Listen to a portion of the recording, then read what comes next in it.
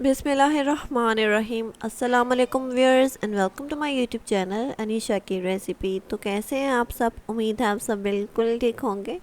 तो आज मैं आपके साथ शेयर करने वाली हूँ एक ऐसी अनोखी रेसिपी जो नाश्ते में और बच्चों के लंच बॉक्स में आप बच्चों को झटपट बना के दे सकते हैं, और बच्चों के साथ साथ ये रेसिपी हो जाएगी बड़ों की भी फेवरेट। तो ज़रूर अपने घर में ट्राई कीजिएगा इस रेसिपी को और मुझे अपना फीडबैक ज़रूर दीजिएगा कि रेसिपी आपको कैसी लगी। या बिना कोई टाइम वेस्ट किए रेसिपी की तरफ चलते हैं और बनाना स्टार्ट करते हैं। तो सबसे पहले हम पराठे का आटा गूंद लेते हैं। उसके लिए आपको चाहिए 2 से 3 कप मैदा। मैदे को अच्छे से छान के ही यूज़ कीजिए। यहाँ पे 2 कप मैदा मैंने लिया है। अब इसको पहले छान लेते हैं। कोई भी सीव यूज़ कीजिए, मैदे को छान लीजिए।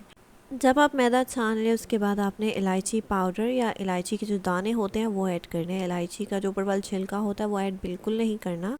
इलायची को पीस लीजिए, वो ऐड कर लीजिए, वो ज़्यादा बेहतर रहेगा। उसके बाद ऐड कर लीजिए अजवाइन या ज़ीरा, दोनों में से जो भी आपके पास अवेलेबल है चीज़ आप वो ऐड कर लीजिए हथेली की मदद से क्रश करके।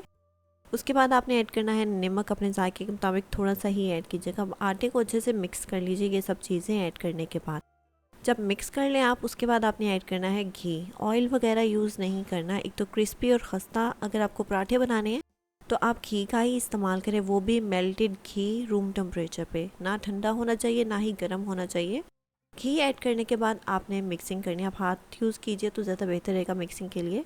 उसके बाद जब आप एक सही क्वांटिटी में घी ऐड कर लें मैदे के अंदर, आपने पानी से आटा गूंदना स्टार्ट करना है। आपने डो को बहुत पतला नहीं करना, सॉफ्ट सा आटा गूंदना है आपने, और थोड़ी सख्त आपने डो रखनी है पराठों की। तो यहाँ पे डो हो चुकी है बिल्कुल रेडी। इसको 15 से 10 मिनट के लिए सेट होने के लिए आप कवर करके रख दीजिए। 15 से 10 मिनट के बाद आप देखें कि डो हो चुकी है बिल्कुल सेट और सॉफ्ट है, ज़्यादा पतली नहीं है। अब आप इसको डिवाइड कर लीजिए। जितने पेड़े बनते हैं आटे के उस हिसाब से आप पेड़े बना के रख दीजिए। अब मैं आपको बताऊंगी पराठे बनाने का एक नया तरीका, नई टेक्निक और आसान सिंपल सा तरीका होने वाला है, जो कि पराठे बल वाले बनेंगे। और जो बल है वो पराठे में बनने के बाद भी नज़र आएंगे आपको। आपने बहुत सारी पराठे की रेसिपीज़ देखी होंगी। मैंने खुद आप लोग के साथ बहुत सारे तरीके पराठे बनाने के शेयर किए हुए हैं। अगर आप न्यू हैं मेरे चैनल पर तो लाजमी जाके देख लीजिएगा।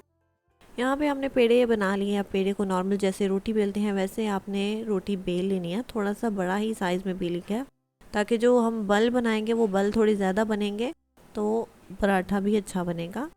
यहाँ पे हमने रोटी बेल लिया। साथ ही हमें चाहिए सबसे पहले ऑयल या घी, दोनों में से जो भी आपके पास है आप वो यूज़ कर सकते हैं।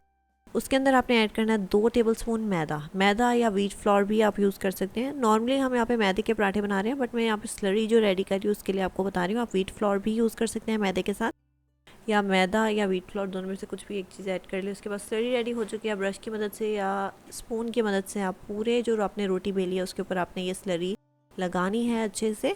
उसके बाद मैं आपको कटिंग का तरीका बताऊंगी और फोल्डिंग का तरीका बताऊंगी। तो सिंपल सी रेसिपी होने वाली है, झटपट ये नाश्ते में आप बना सकते हैं।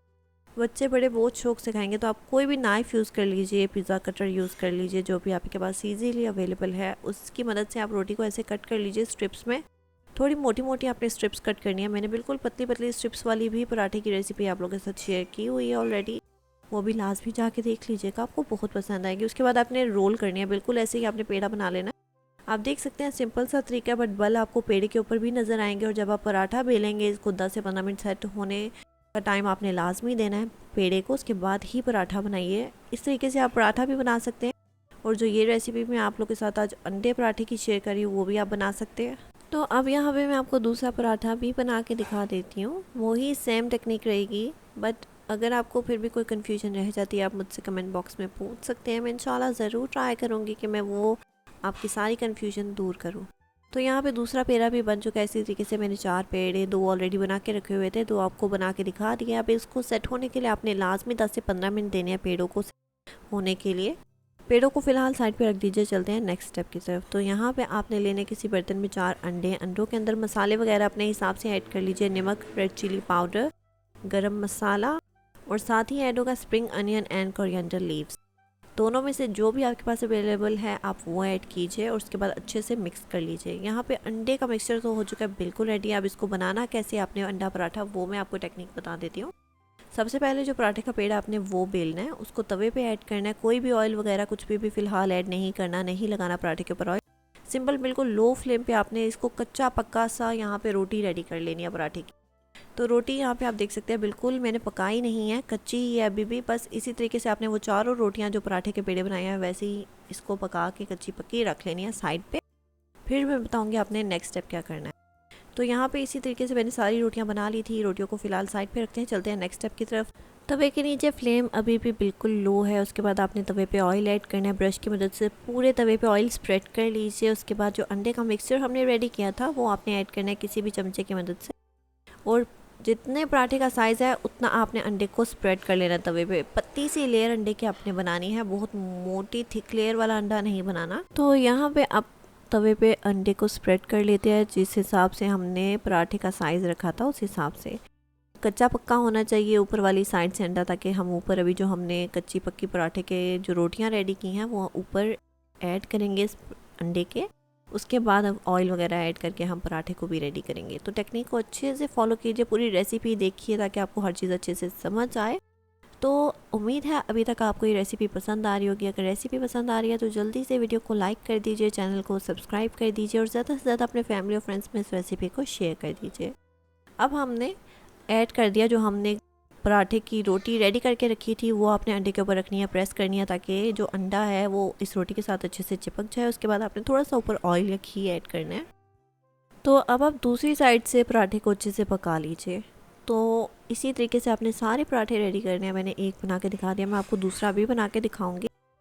तो अगर आप न्यू हैं मेरे चैनल पे तो जल्दी से चैनल को सबसे पहले सब्सक्राइब कर दीजिए। बाकी सारी रेसिपीज़ भी ज़रूर देखिएगा पराठे की, आप सबको बहुत पसंद आएंगी। सिंपल सी रेसिपी होती है, मेरी हर बार यही कोशिश रहती है कि मैं आपसे जो भी रेसिपी शेयर करूं जो बाज़ार से आप लोग महंगी ला के खाते हैं वो आप घर में आसानी से कम चीज़ों से बना सकते, आपके बजट के इन भी हो और बहुत ज़्यादा चीज़ें भी इंग्रेडिएंट इस्तेमाल ना हो। तो ये सिंपल सी रेसिपी है। इस रेसिपी में आप अपने हिसाब से चीज़ वगैरह अगर आप ऐड करना चाहते हैं, चीज़ पराठा बनाना चाहते हैं, अंडा चीज़ पराठा, तो आप अंडे के अंदर ही चीज़ ऐड कर लीजिए। या फिर जब आप तवे पे अंडा ऐड कर रहे हैं उसके बाद स्प्रेड करने के बाद वो चीज़ आप अंडे के ऊपर पूरे तरीके से ऐड करके स्प्रेड कर लीजिए। उसके बाद रोटी को ऐड कीजिए तो वो चिपक भी जाएगी, जो पराठा है वो अच्छे से चिपक भी जाएगा अंडे के साथ। और जब चीज़ अंदर मेल्ट होगी पराठे में तो बहुत ही जायकेदार पराठा बनेगा। बच्चे बहुत शौक से खाते हैं कि ऐसी चीज़ें। तो ये स्नैक्स ज़रूर घर में ट्राई कीजिएगा और मुझे अपना फीडबैक आप ज़रूर दीजिएगा कि रेसिपी आपको कैसी लगी।